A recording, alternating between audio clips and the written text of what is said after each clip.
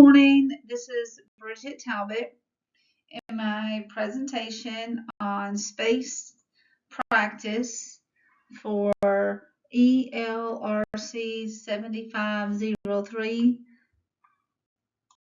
Space practice, also known as distributed practice or space repetition, is a study technique where students review material over a long period of time. So far, this has been the most interesting lesson for this class. For me, I chose space practice because it caught my attention when I was reading about all the instructional strategies. And then while doing some research on it and getting my slides and thoughts together, I realized that this is how I study. It's how I've always studied for years. And I didn't know it had a name until today. And I still use this technique for studying to keep up on trends and credits I have to maintain my designing. So I found it really interesting that I already do this and I just had no clue that it was anything special. And the power of spaced practice, mastering learning through time. So there's a science behind this type of practice. Shorter practice and study separated by a period of time typically improves retention compared to massed study in one long session. This is known as a spacing effect. The benefit to learning of including gaps between study and revision sessions. Spacing practice can improve students' long-term retention of their learning. Spacing is the practice of sequencing learning so that information is delivered across two or more lessons rather than just one. The science behind this type of practice is based on the idea that spreading out learning over time helps people learn and retain information better than cramming. So 4 reasons why spaced practice is effective. Brain consolidation. The brain forms connections between neurons to create a new network. And then resting and sleeping after learning helps the brain consolidate memories. The second thing is working memory. Cramming can deplete working memory resources. 4, retrieval practice. Retrieving info strengthens the natural pathways that support memory. Reconstruction. When we relearn something after a period of time, we reconstruct the information and the pathways that lead to it. Creating a spaced practice plan.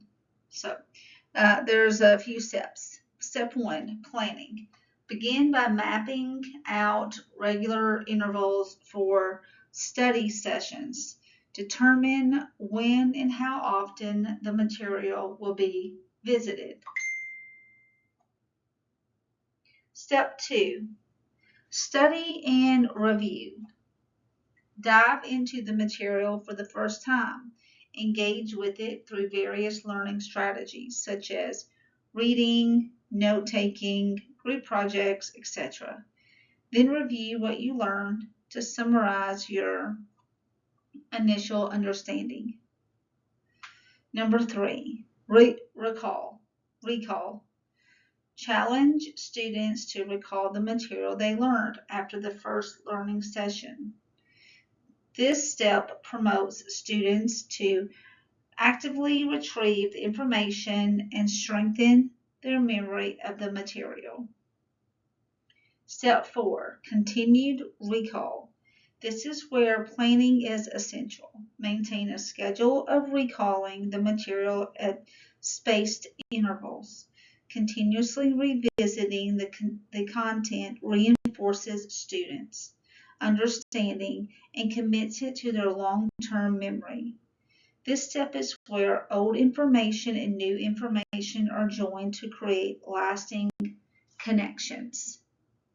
Of forgetting. What is the theory of forgetting?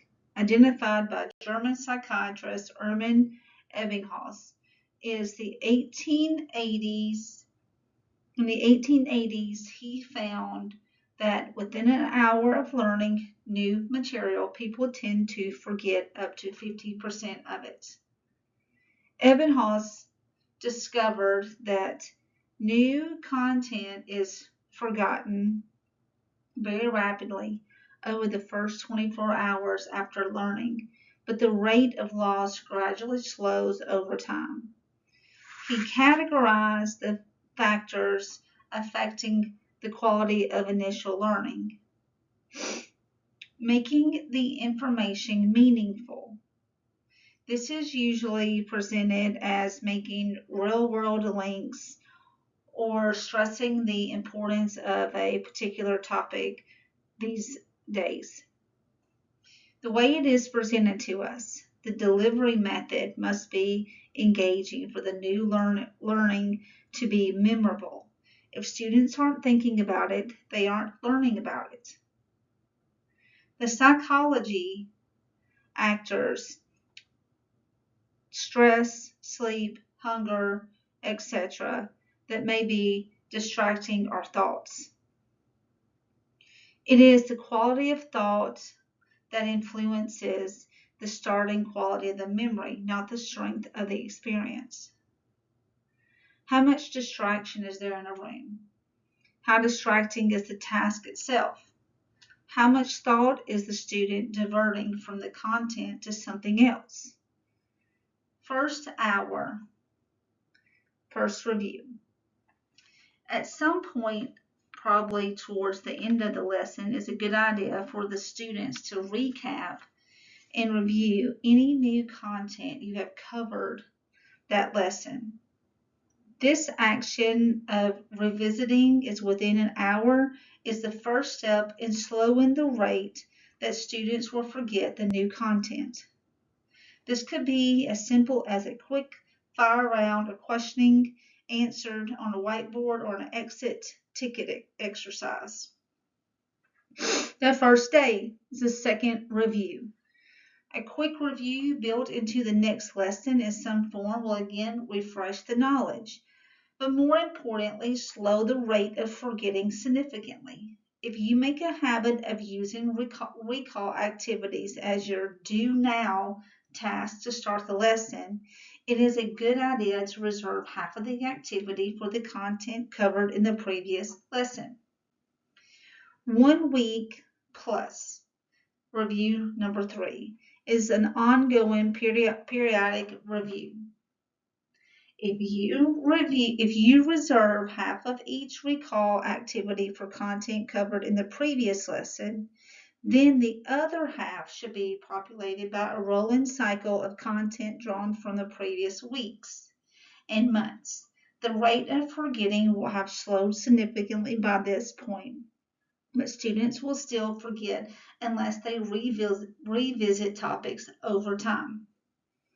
Introduce new information slowly and in small chunks.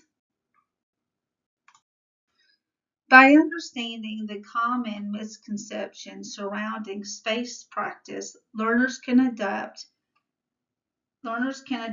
more effective strategies for long-term mastery.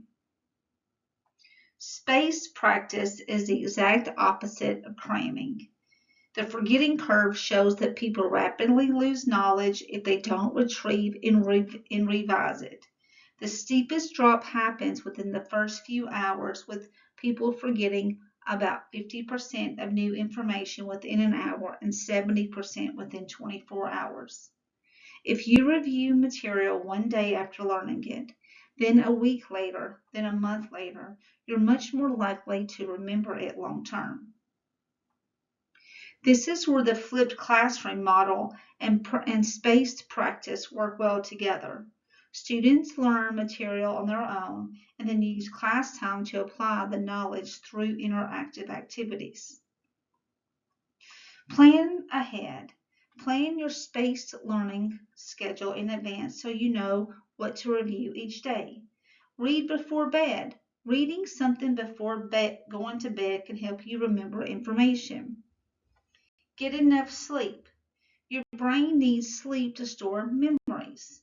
This method leverages the natural decline of forgetting curve by reinforcing memory just as it begins to fade.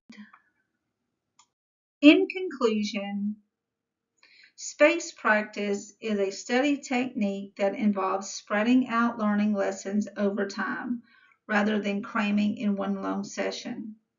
The key to spaced practice is gradually increasing the gap between review sessions. Some techniques that you may benefit from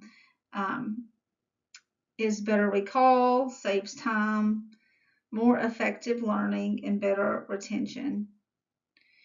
And you can break up your study time, review material regularly, and create flashcards.